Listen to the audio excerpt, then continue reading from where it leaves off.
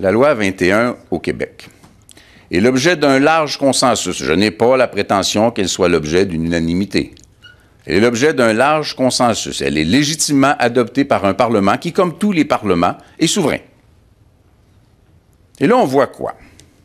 On voit, d'une part, pour déclencher la tempête, Bob Rae, ambassadeur du Parti libéral à l'ONU,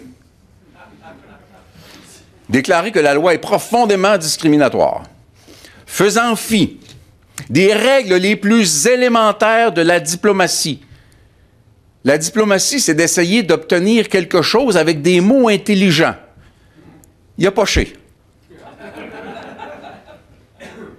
L'ambassadeur du Parti libéral à l'ONU a posé un geste de provocation grave à l'endroit d'une loi légitime pour le Québec. Et je le répéterai toujours, on ne me convaincra jamais que la neutralité et la laïcité de l'État est une valeur moins progressiste que les religions qui, bien que chacun puisse adhérer à celle de son choix, sont toutes sexistes. Justin Trudeau en remet une couche, avec une candeur, ma foi, que nous devons saluer. Il ne voulait pas provoquer le Québec qui pouvait décider de voter encore davantage pour le Bloc québécois en disant qu'il allait affronter ouvertement la loi québécoise sur la laïcité avant la dernière campagne électorale fédérale.